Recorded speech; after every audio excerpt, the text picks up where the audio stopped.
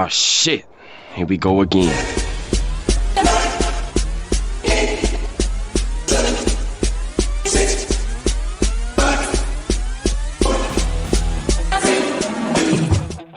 Well, this is kind of scary. I have no rundown for this episode. Hi, guys. Welcome to the Gig Economy Podcast episode. We're going to go 238 tonight, Monday night. Different time to stream. We got Steve from Rideshare Rodeo, who's my, it's a friend that I've never literally met in person yet, which is strange that we haven't connected. Especially that I'm from the same state you live in. Right. Well, I should get after you. Do you still have any family over here? Oh, yeah. When's the last time you've been here, then? I just avoid them. Fair. Same boat. So I decided to do this on Wednesday because I know it'd be streaming 2 hours in a row, and we know Jason doesn't want to do that. But I wanted to bring Steve on because he's really involved in what's going on in Colorado. And if you haven't checked that out, and hopefully you'll learn a lot tonight. There's a lot of crazy stuff that's going on as far as the new rules being in as of this year, I think, or a little bit of last year, and then what Uber's doing about it. So why don't you give us, like a 90-second kind of thing, and then we'll just jump off from there, like who you are, what you do, and then we'll kind of dive into it. I am Steve. I am Rideshare Rodeo. I think that the audio podcast, YouTube, whatever social you can find me on, but they'll probably bring you to those two because that's where I do the most stuff. But I'm talking about a lot of things that I feel like a lot of other people don't talk about. Mm-hmm. Jason, and Larry, too. I've been doing that for years. Mm-hmm. I'm just getting a lot more people listening now. Yeah. It seems like years ago people didn't care like I did. Like I was out there going, hello. Well, I think they're starting to realize that just because, hey, it's not happening in my state, if they pass it here, chances are it's going to move to your state eventually. And you don't want to wait. And everybody's watching it move quickly now too. Mm-hmm. Like, so now they're like, wait, this is very real, and the sky is falling. He wasn't lying. Yeah. Well, one thing I always say about Steve is he's very versed in like the legalities of a lot of stuff. And he gets a lot of like super, super smart people on his show, and we're kind of the light, funny end of it. And I think there's space for both. You know what I mean? It's good to have fun, but it's also good to be like, hey, these companies are messing with you, or these states are messing with you, and you need to take action. Yeah, and they get into the weeds in it. Yeah, for sure. Nuts and bolts. So Colorado has this new law. When did that go into effect, and what exactly does it state? So it's two laws. Okay. I won't give the numbers on stuff. I've done it on other episodes, but one is rideshare related and the other is delivery related. Okay. They are the delivery one was done in the House of Representatives, and the rideshare bill was a Senate bill in the state of Colorado, not federal, obviously. The delivery went into effect on January 1st of this year. The rideshare portion went into effect on February 1st of this year. So both are very new. They knew back in June what the ruling was, and they even took the time to take quotes from the companies, and like specifically from Uber. They don't want to give a quote. They don't want to say things that get them in a jam or something. But they were like, they literally were like treating it like almost like, what do you call it when you're reading somebody their rights when you're arresting them? Miranda rights. Miranda rights. It's almost like that. It's almost, you understand what just happened here in court, right? You understand the words that we just used. You understand this date is when it goes in effect. You understand? And they're like, yeah, we've got no problem with that. Okay. So, the 1st of January rolls around. DoorDash on the delivery platforms started becoming completely transparent, full transparency to the drivers and to the customers about 3 days before January 1st. My thought is the ticket is so high, they didn't want to run the chance because it's $1,000 per side and then $200 to the state of Colorado for each instance they're caught in. So like one delivery. If the receipts don't match the customer and the drivers, that's an instance. That one instance will cost them $2,200 each time. Oh, wow. And that could so add up. they have to match. So I think DoorDash was just, I don't think they were doing it out of the love of their heart. I think they were doing it to make sure that come the first, there wasn't a hiccup in the system, and all of a sudden they were all spitting out the wrong things. Yeah. Okay. I think it was literally just like, we understand the weight of this. And that made me appreciate it even more. The fact that you're running 3 days early, unlike how you've treated other states. Uber Eats was playing partial transparency in January, but they weren't really, I mean, as you know, you can remove a tip. Yep. So creates a problem too. But Uber rideshare was the big one they were very concerned about. And so right around the 15th of January, Uber filed an injunction to be able to, but basically the same thing as when Prop 22 hit California. They wanted to be able to not have to be transparent with Uber rideshare until they had their day in court. So like in California, it was, hey, AB5 just went in effect. We want to have this carve out called Prop 22. We want the voters in November to vote about it. This is January. Put it on there or we're leaving the state. They put it on there. Yeah. And so they let the state decide.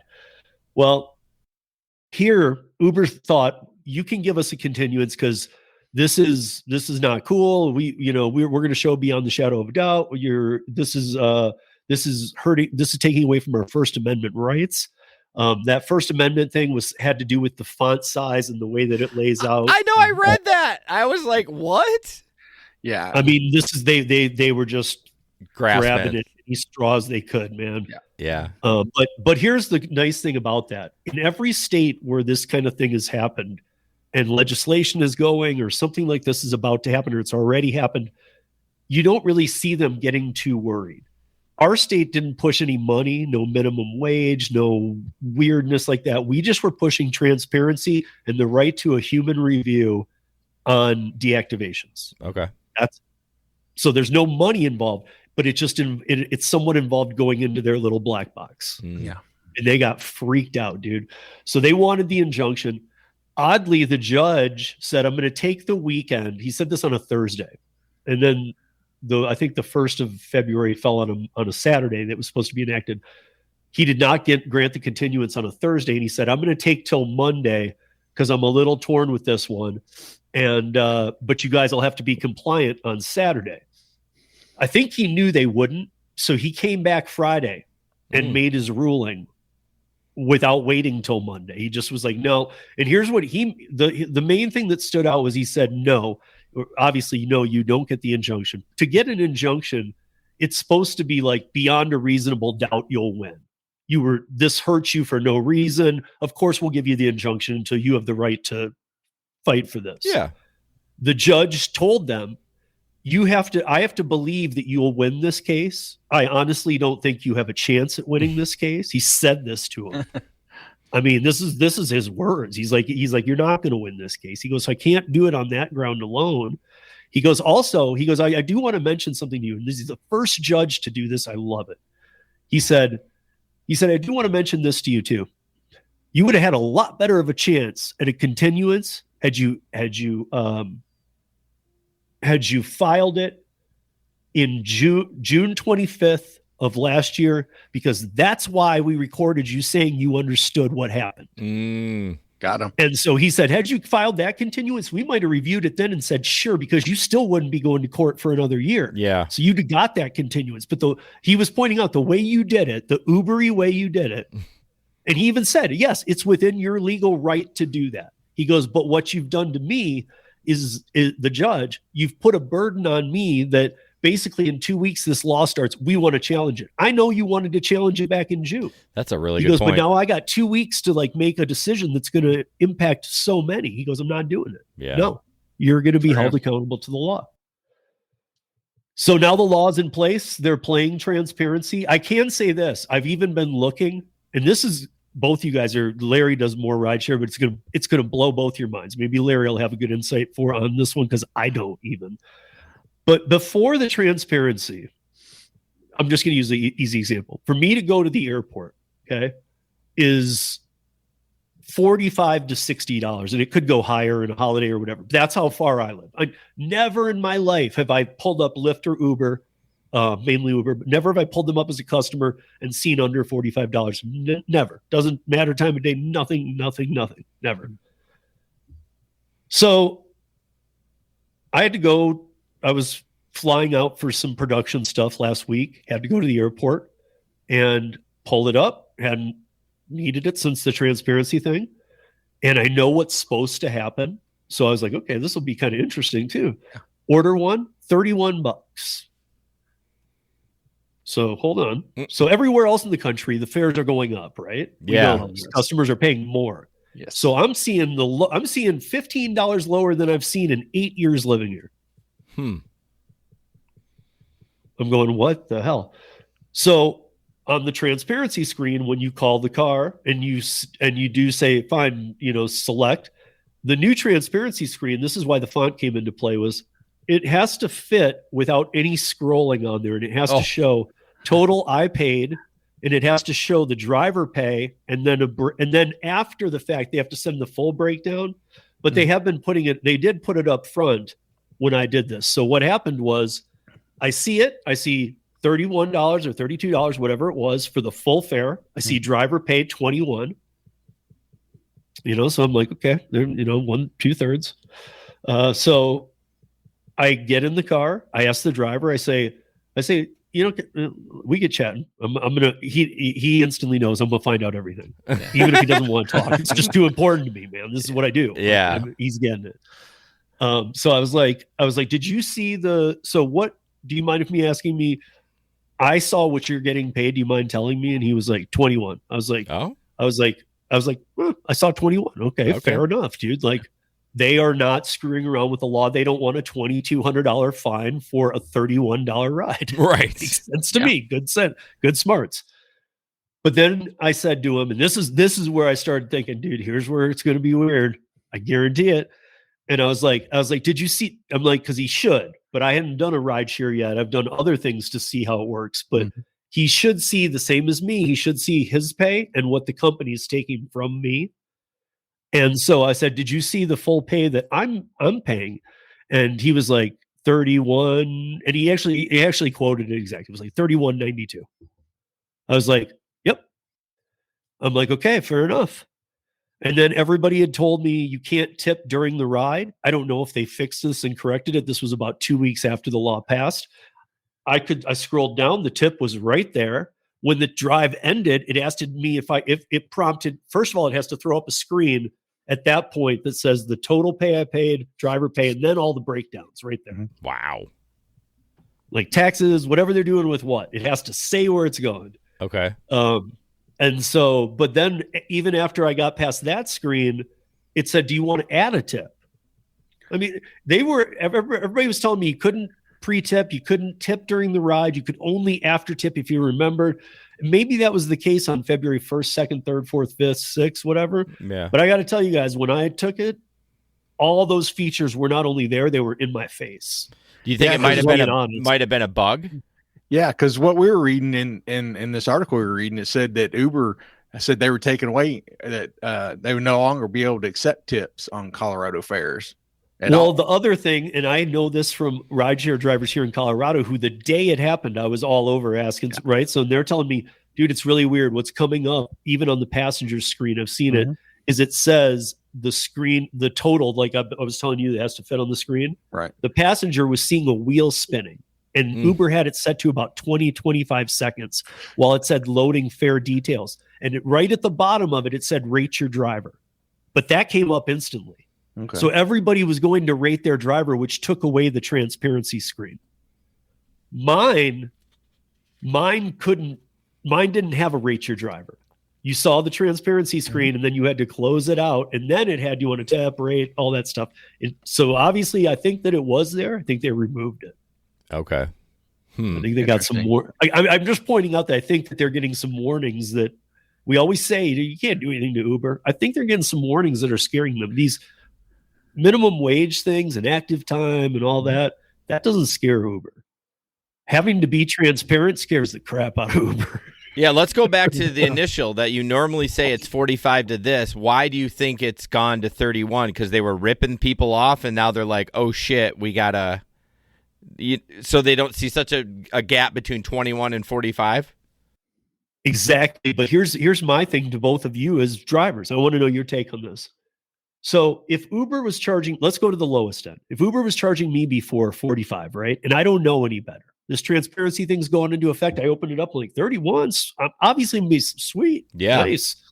But if it had been 45, that's what I'm expecting. Everywhere else in the country, it's going to be even higher now. So 45 wouldn't even be the lowest. It'd be 50 at least or more. But if it's 45 and Uber kept it right there, and Uber said, you know what? And I'm going to be nice here because we all know it wouldn't be this much. But let's say that Uber decided to give the driver $10 more. Instead of 21, they're going to give him 31.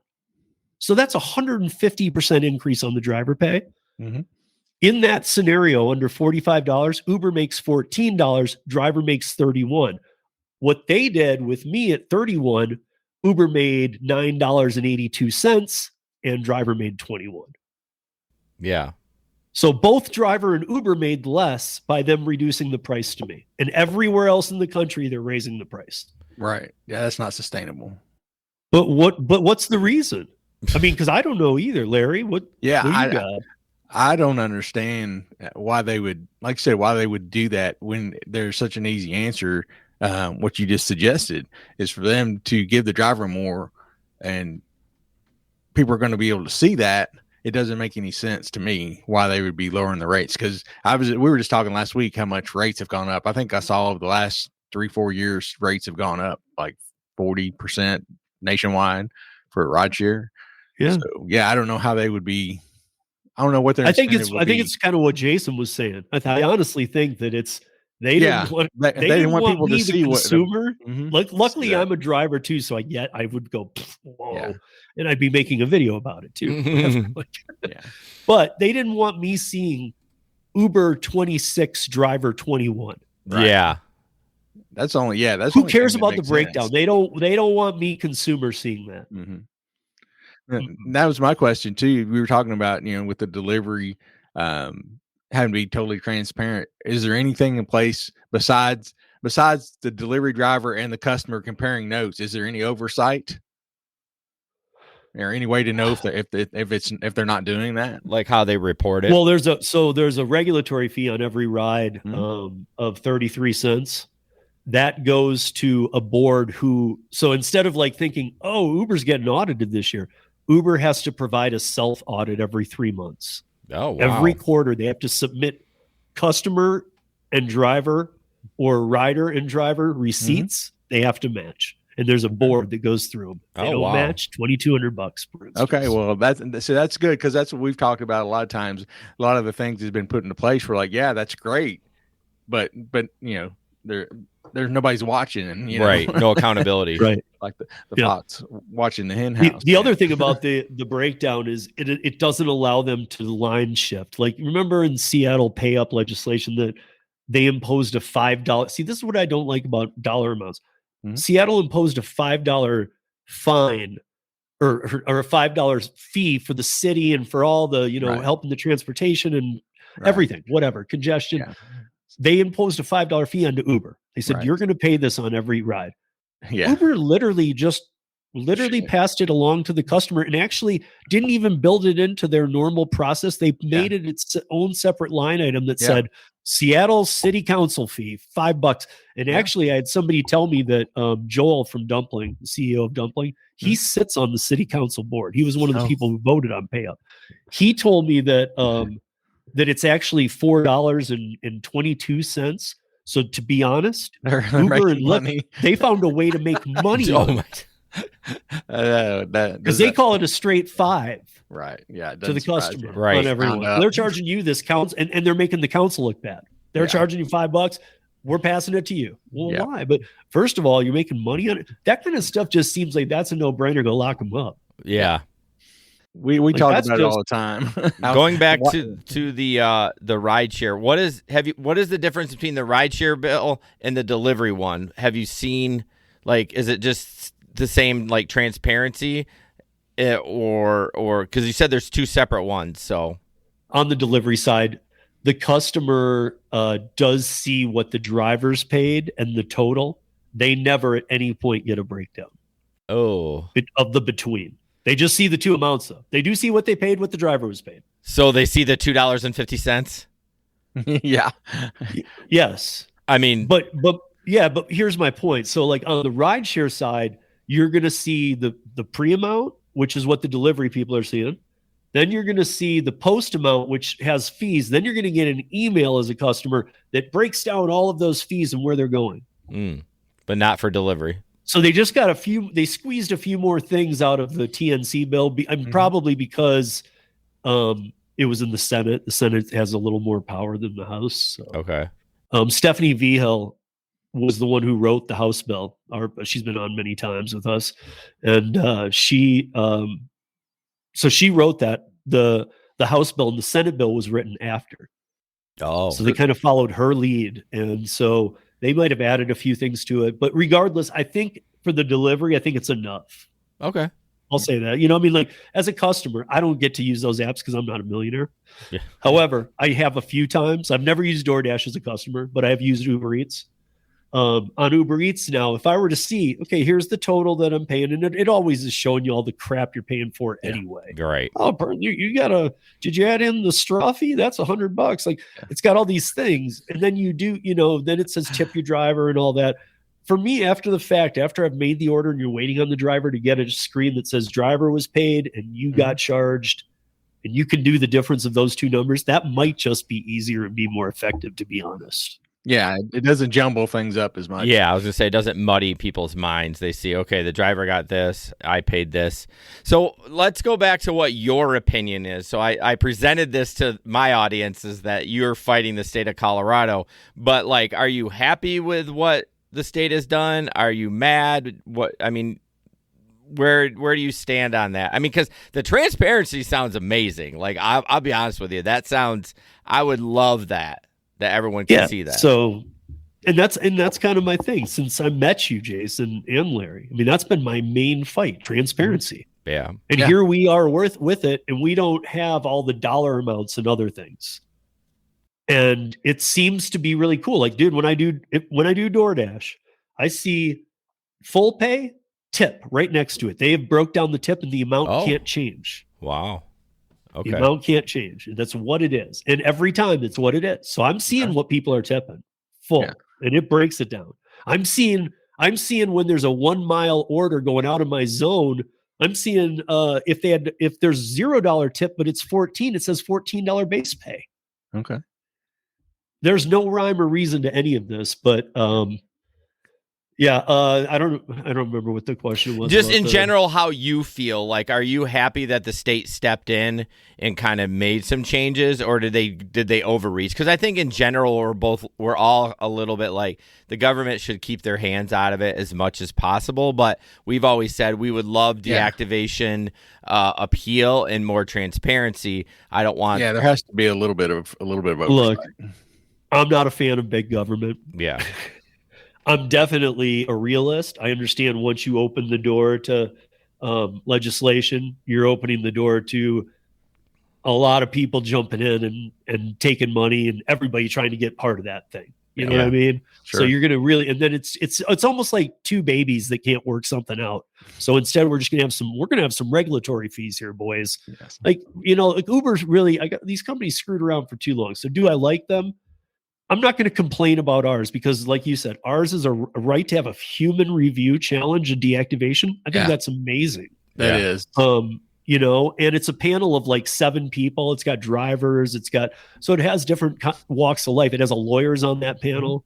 So yes, you are getting a human review. For the transparency part, I've been fighting for this forever. What I do hate is that it's gone to legislation. Yeah. I hate that it took this to just be transparent. They could have avoided all the fees and lawsuits over the years and then paid us more through these years. Yeah. Instead of all this crap. But here we go. But here's my biggest concern is for every other state in the country, because I talked to senators and legislators, and through talking to them, I've met others from other states. I am like in with a lot of people. Everywhere is passing legislation this year, everywhere. And if you live in a state where you're like, no, they're not. Yeah, they are. Yeah, they are. I've seen it maybe. Yeah. And it doesn't look like ours. That's the other problem. Yeah. Right. Yeah, Well, they're all it's gonna be different. So different. Yeah. It's Yeah. so And I different. think when you go after the dollar, if I lived in a state that was going after the dollar, I'd be pissed. Right. So how does it affect like Spark and Curry and those kind of things in that state? Instacart. I mean, dude, I'll start with Roadie, one of my most hated apps, but I still have it. I still look at it once in a while when it's real slow, and I go, "No, fuck this." But here's the thing: I've always wanted transparency, and I hate acceptance rate. I don't believe in it. It's like active time. It's just some made up thing, right? So, Roadie is one of the apps I should love, and I do. I don't do much on it. I always said, listen, if you want to pay me a penny to do everything, and there's no acceptance rate, and you're being transparent, I just won't take anything. But I like having the ability to look. Right. Roadie from day one has been doing that. Okay. They show you, if you pull something up, they show you everything. Yeah, that's true. That's a good point. Here's everything you need, and it pays $5. It's going to take me like 6 hours. 40 miles. Like $1 an hour. But we're transparent about it. Like we're transparent, bro. And and they don't have an acceptance rate. So they meet all the criteria in my book. Curry meets all the criteria in my book. They completely transparent. Yeah. I've never really done Spark, so I'm not sure if, I've seen screenshots. I've talked to a lot of people. I'm trying to think though, without doing it, you guys might, Jason, you'd know better. If there's anything that hasn't been transparent that would need to be. I mean, we don't see any kind of breakdown. We see the base pay and the customer tip, but that's, I mean, I guess that. And it can't change. You can't be tip baited. No, you can. They get 24 hours.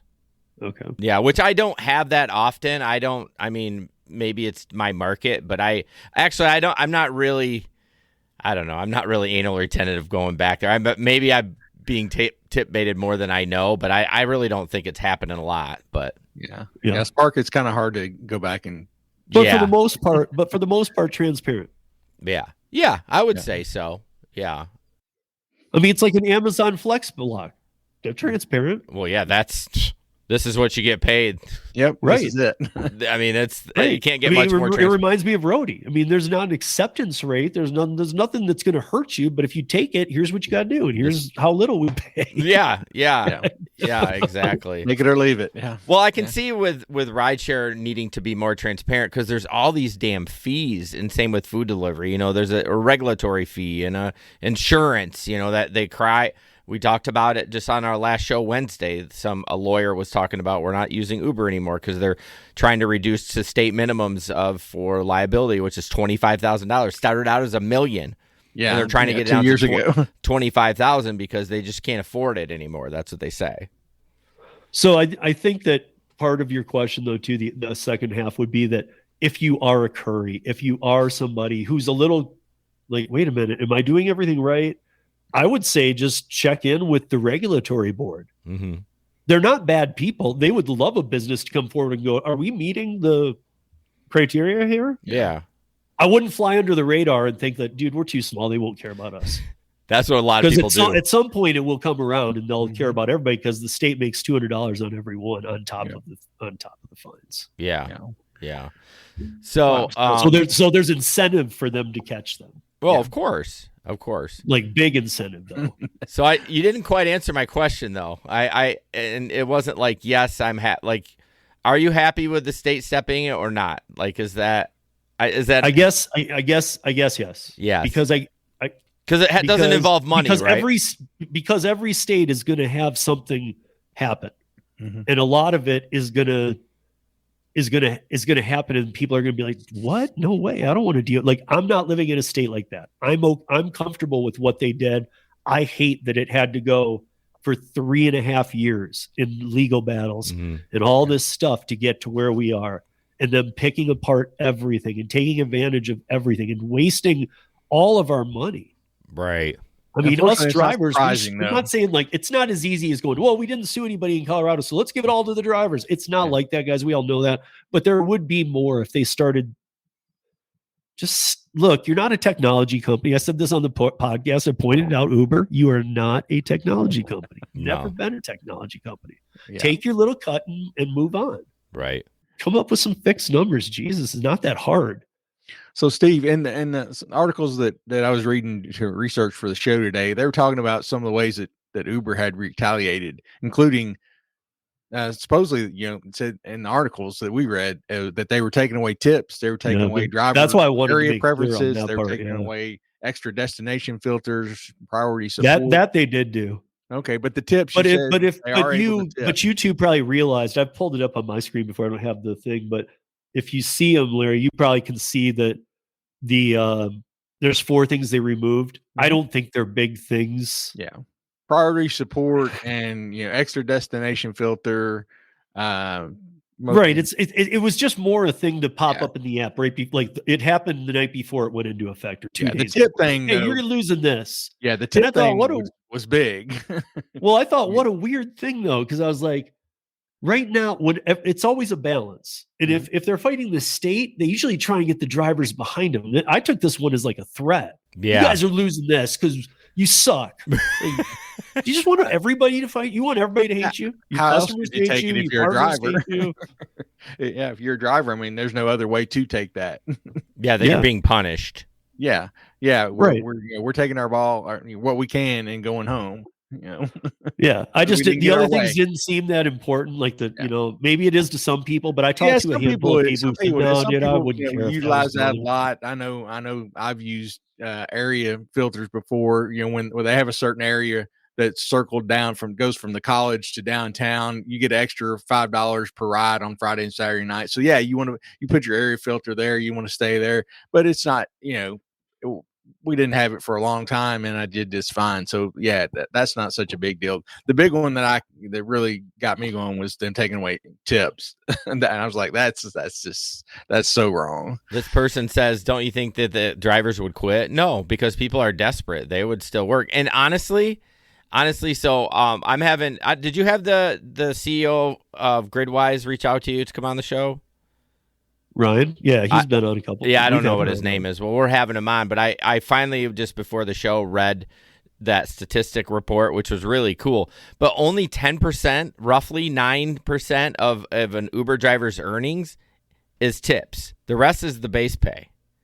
I would even question that. You think that it would be lower? Yeah. Yeah, I know. I was actually surprised on that. So taking tipping away, I'm not sure it would be that detrimental to drivers. It would for me. Yeah, I make more than that in tips. Well, yeah, I think this is the average. I think you'd have some drivers going, I thought you already did take it. Yeah, really. I mean, we all know that that, and some of them they'll just take away, make a lower base pay, and put the tip toward that. So well, yeah, like DoorDash. Exactly. I mean, guys, you got to understand one thing that's really, really hurt them. It's a new thing too. Is that you got a lot of politics, you got a lot of senators finally understanding, not just like, oh, the gig economy has some issues we'll have to get to. They are focused in. I've talked to many of them. Others haven't. Some of them have wanted to go in deep. They know a lot now. Yeah. Well, guess what? Uber investors are starting to pick up on this too, and the autonomous fairy tale that's been going on forever. Yeah, at some point, let's call it 2050, that it's full, because full is full, and it really, I've talked to engineers in the market, everything. It's not even in the 20-year realm, guys. But there are people who bought into Uber stock who still have sellout agreements on when they can sell those shares. Mm-hmm. And they're coming up, and there's a lot of people who have been saying, listen, I say it all the time too, but I never knew they'd say it. These are people who invested in the company who are like, wait a minute, I bought into this because autonomous was going to be here full in 2020, 2021, 2023, 4 or 5. Like, it's not coming for a long time. Hearing it everywhere, blah, blah, blah. So now what they're requesting is they put in a request to Uber. You guys are going to find this funny. It was like 7% of the ownership, which is actually really big when you're trying to make a movement to something. Mm-hmm. They said, we want more details on the drivers. Now, instead of on the P&L sheets, the profit loss for the quarter, they don't just want to see drivers in full in the world were paid this. They want to see the drivers per hour, how many are on there. Because here's the bottom line question. They want to know, can drivers make a living wage on this platform? Mm-hmm. Because if not, they want their money out. Interesting. Yeah. Because they see where because it's going. With autonomous too far out, it just means the stock will only fall. Oh, I never thought about that. Which they should have that data anyways. Like, I would want that. If I was a big investor, if I had put millions and millions of dollars into Uber, I'd want more than just the basics. Yeah. You want more than the 50,000. I guarantee you, Uber and Lyft is on the NASDAQ, Uber's on the Dow. I guarantee you they are meeting the minimal Dow trading requirements. Yeah. To investors. Just stay on there. And people that were in on it before it IPO'd, they're under different agreements. Theirs could just say, shut the F up. You're not allowed to ever ask me a question. And even if our terms are different when we go public, only the shares you buy at that time will be levied to this. The rest you can just shut up. What about Lyft? Their stock is so bad. At least Uber's has kind of gone up a little bit. I mean, I have Uber stock a little bit. What about Lyft? I mean, well, we just talked about how they're jumping on the autonomous bandwagon. I was like, why? Well, because a company is the fourth company they've partnered with in Dallas is gonna partner with them. That's not jumping on the wagon. You want to know what jumping on the wagon is? On April 1st of 2020, it's going, we don't have any ride shares. Maybe we should do delivery. That would have been jumping on the bandwagon. Yeah, thank you. Thank you. How many times have we kicked that dead horse? My God, that can't. Right, but it's been a while. Let's kick it again. Go ahead. Yeah. Yeah, you, brother. It's just so frustrating that, what a damn shame that they didn't. Why not? Just add it. It can't be that much more work to add it. Yeah. Well, even if it was, you have nobody going anywhere for 2 years. Yeah. I mean, but also, why couldn't you just have partnered with all these companies that have gone to, onto, I can't think of the one app where you can do, it's where a lot of caterings go, and everybody thinks it's the same across the country, but it's not. It's Delivered ones. But you couldn't, no, it's, anyway, you could have gone on any of those. You could have gone local even or whatever, but there were other players out there too. Grubhub wasn't with Amazon. Right. Corner Shop wasn't with Uber yet.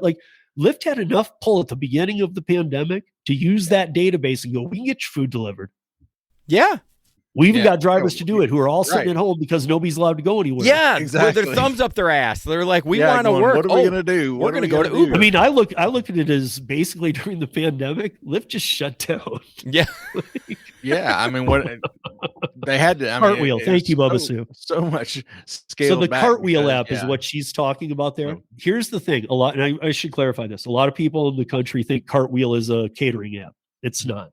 Cartwheel is software that leases it to companies in your state. Oh, I didn't. So if I'm talking to somebody in Michigan, Jason, and he's using Cartwheel and he's saying, I'm having this amazing experience, I'm like, this sucks for me. It isn't just a night and day difference. Gotcha. It's that I'm dealing with a different company using the software than you are. Okay. So I always tell people, dude, I've had people call Cartwheel support and they're like, yeah, I'm having a problem with this. And they're just like, are you a driver for a catering platform? We're the software company. Call your partner. So it spells that out in the app for Cartwheel, you're working for such and such catering. Well, company? no, but when you download it, you get an invite. Okay. After you do some of these deliveries, you'll get an invite, and then once it invites you, you can get on there and see offers. And dude, they'll even call Cartwheel's weird, man. I see good offers. I saw it's been a while, but I saw a $50 downtown. I was already home for the day. I had been doing curry since 4 a.m. Got home at 3. It was for 5 p.m. downtown. Paid good, and it was only 3 miles. And I saw it on Cartwheel. I said, nah. It went up $5. I said, nah. And then they sent it back to me at the same amount, $5. A minute later, I said, no, dude. No means no. Yeah. And then I don't know why I answered it. I don't know why it came up Cartwheel or it actually came up as the catering company that's here. Mm-hmm. So I was like, okay, wait a minute. So I answered it. And this lady's like, she didn't even say hi. If I had $5 to that, will you go take it right now? We really need you to take this. No way. Really? So it's much different. I mean, somebody else might go, dude, I've never had that experience. Well, you don't have blank, blank, blank. Yeah. That is working on your Cartwheel app. I do. I think Delivered. I think Delivered's the same way. I think the company here is Easy Catering on the back end on and using Delivered. I mean, wait. What do you mean? Well, just like you're saying, Cartwheel, they're using it as a software, but there's other companies. Unless that's yeah. I already know. I know all those guys that Delivered. So 80% of their business is Easy Cater. Oh, okay. But we can't get to Easy Cater. Those are just dispensed to catering apps. They mainly work with Delivered, then Deliver that and some other ones. Gotcha. But then they do Relish is another provider, and they do some other ones. Okay. So Yeah, I don't know. I mean, none of it is I don't even know if you can, but none of it is delivered. It's delivered gathering other companies who do work in bulk and taking. One thing that Chris Heffernan, the CEO, does at Delivered that none of the other apps do, and this is why Easy Cater loves him, is because he takes he says whatever X amount per day. He's got like a par.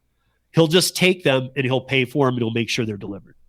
Whereas like a Deliver That says, oh, this guy canceled, we got to throw it back.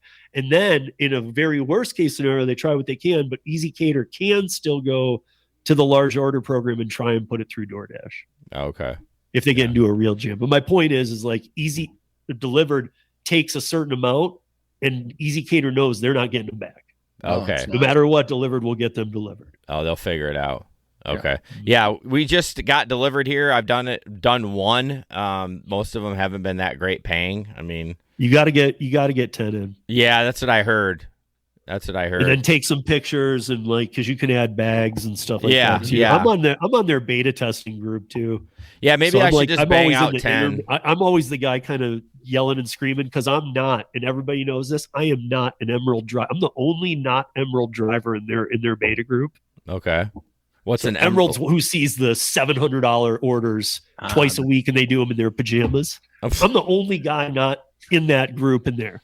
I'm the guy seeing 20, 30, 40, 50 bucks. I'm like, dude, I'm like giving them the real, and everybody else is like, oh, we love it. It's such a good job. Yeah, exactly. Oh, like, so they're kissing their ass. That's what I'm seeing, the $20, $30 ones. I'm not seeing anything great. Look, dude, when I did my first 10, I think they were all 20s. Yeah. Okay. Or 25. But then, like, I've done much bigger. Cool. And well, Zifty's another one too, but you got to fight for those. Yeah, I don't want to fight for shit. But they pay, dude. They pay amazing, man. I saw one that was, when was it? It was like a week and a half ago. 1.5 miles was all the delivery was, and it wasn't even sometimes it makes $600-700 on delivered. You got to do like $4,000 or $5,000 worth of subtotal food. This was like $700 subtotal food going 1.5 miles for $145.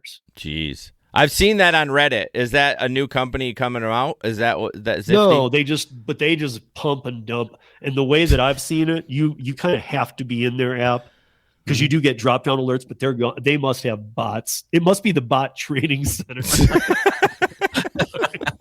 Well, it has to be on somewhere, right? So you got to watch that app then. Like, I don't want to do that. Yeah. I mean, like Josh B is a friend of mine in Philly. What he said to me was he's like, listen, because he does great on Zifty. Like it literally is over 50% of his pay now. He does great on it in very little time.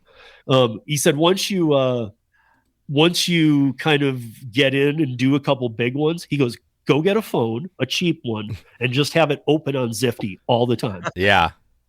And that's like, what I do with Flex. Another phone, dude. And he goes, if it doesn't pay for itself, cancel it. He goes, it'll pay for itself. Just leave it on. 100%. It's my extra phone costs me $20 a month. It's a cheap Android phone, and I run Flex on it when I'm doing Flex. That's what I do. So there you go. All right. Yeah. Well, thanks for coming on, Steve. I'm glad we talked about that. I'm now that I hear more of it, I'm kind of glad they did that. I'm glad they didn't mess with the money. The money part is like that would have. So to go back to your question, had they messed with the money, I would have told you no. I hate this. Yeah, you're out. You're like, I don't want this. Yeah, it doesn't mean it can't happen. No, but I'm just. And it is a shame that it has to come to this, where the government has to get involved. But I mean, being realistic, we know these companies, the sleazy companies, and that's what it's going to take almost to almost guarantee to get them to do these kind of things. Yeah, for sure. McCallion says, fun fact, Steve and I have been in one of his bedrooms in his house. Were you guys spooning? I don't know what we were doing, man. I think he roofied me when he was here. Oh, man. Oh. Whoa. That was a Jason style joke. Yeah.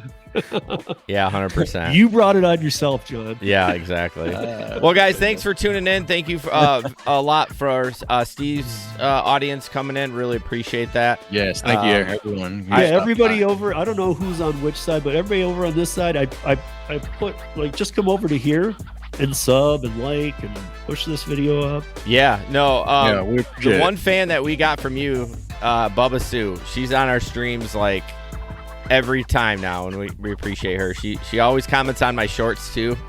And she's awesome. I love her. I don't know how she has the time, but somehow she watches a lot of us, right. and I'm very impressed. Yeah, no, hey, I'm taking every bit of love, so really appreciate that. All right, guys, thank you so much for listening. We'll be live Wednesday at 8 o'clock or 7 o'clock. That's our new time. Every Wednesday, 7 p.m. for 7 o'clock Eastern. Yeah, 7 o'clock Eastern. Yep. Yeah. Even though Larry's not Eastern, he has to say.